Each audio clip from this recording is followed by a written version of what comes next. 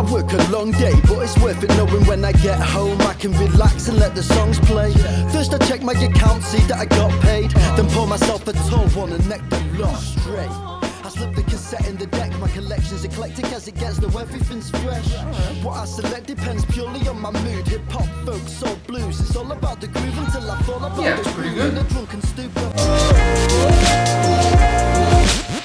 Alright, I'll talk. Relax. Okay, so I knew going into the S9 that I was going to be reviewing a very, very similar phone to last year's S8.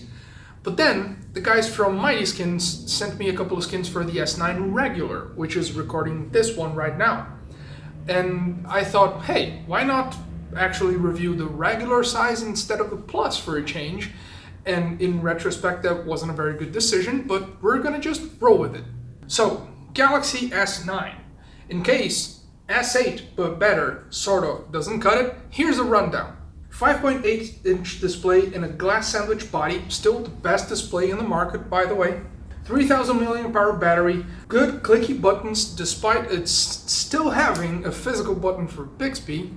IP68 water and dust resistance, headphone jack, USB Type-C with quick charging, wireless quick charging, a bottom firing speaker plus a new second speaker in the earpiece, expandable storage, loads of sensors for, well, everything, Samsung Experience UI based on Android Oreo, octa-core processor, 4 gigs of RAM, and the variable aperture thing in the main shooter from the camera, which is the first of its kind really for smartphones, plus a telephoto lens on the second camera for the Plus, which has a dual camera setup. Now this could have all been summarized as first-tier Android flagship that does everything really well. And Android is Android, so Samsung UI can be completely ignored in favor of a third-party launcher like Nova, for example, which is the one I'm using. But that doesn't fix the problem with Samsung stuff taking so long to receive software updates, or the fact that it comes with 2 or 3 different apps for every single little thing right out of the box installed on your phone. But my take on it is, if you've used the S8 last year and liked it, the S9 is an improvement, it is more of the same. But if you've used the S8 last year and tweaked the balls off of it in order to like it, as long as you do basically the same thing, the S9 is also going to be more of the same after some tweaking.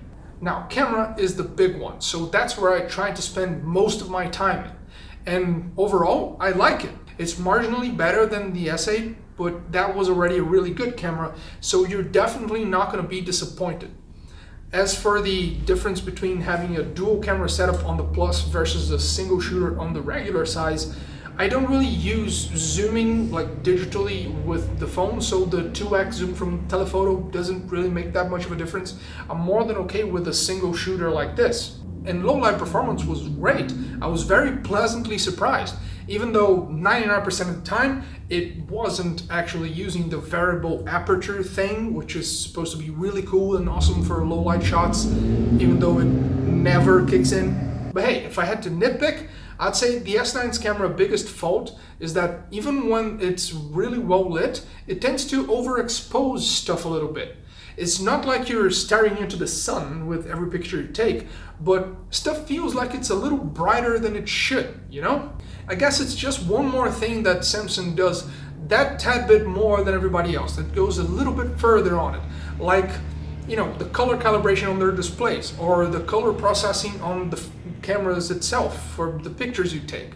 Everything looks more vibrant, poppy, there's more color, more punch to it, and that's the look they're going for. It's okay because it looks good, they know what they're doing, even though it's not either color accurate nor true to life. And that really is all there is to it. Every single photo and video you take from this camera is gonna look good as long as you have at least a fake understanding of how a camera works, as long as you're not hell-bent on recording 4K 60 FPS while running, because that's where it draws a line. The S9 says, from here on out, no stabilization for you, you're on your own. So overall, camera, I'd say 9 out of 10. And alright, we're done with the good stuff. Now I just wanted to ask a quick question to the industry overall. I mean, why aren't you guys grinding your eyeballs out trying to improve what passes for battery life these days? I mean, I heard that the S9 and the S9 Plus had worse battery life than last year's, but this is getting out of hand. It was obvious that the smaller battery in the S9 wasn't gonna get me so far along during the day as I'm used to with bigger phones, but this thing drains so fast that I had to bring a power brick and a cord with me every day and top it off right after lunch. Otherwise, I'd have a dead phone by the time I got back from brushing my teeth, let alone expecting it to last to the end of the day. Our phones are getting faster and doing more and more, even without manufacturers wanting them to be our personal assistants, which for Bixby, it's cute. But in reality, we are all due some very, very big developmental changes in batteries. Because if you have small hands or just flat out likes using smaller phones instead of big ones, you need to carry around with you a couple of extra battery banks, bricks, and power cables just to get through the day, which is ridiculous. And I know there's a bunch of people that couldn't care less because they live with their phones plugged into the wall 24/7 so that when they eventually leave, it's at 100% and away they go. But one, that's not very healthy for the long-term lifespan of the battery. And two, that's their problem. I still think we should be able to use our phones for more than a couple of hours while being away from power bricks and wall outlets and power banks and all that stuff. Feels good getting it out there, but I'm waiting for an answer though, really. So in summary, the S9 is more of what made the S8 good, with some improvements, especially in the camera, and a wee bit worse battery life, which is not that big of a deal, a little bit.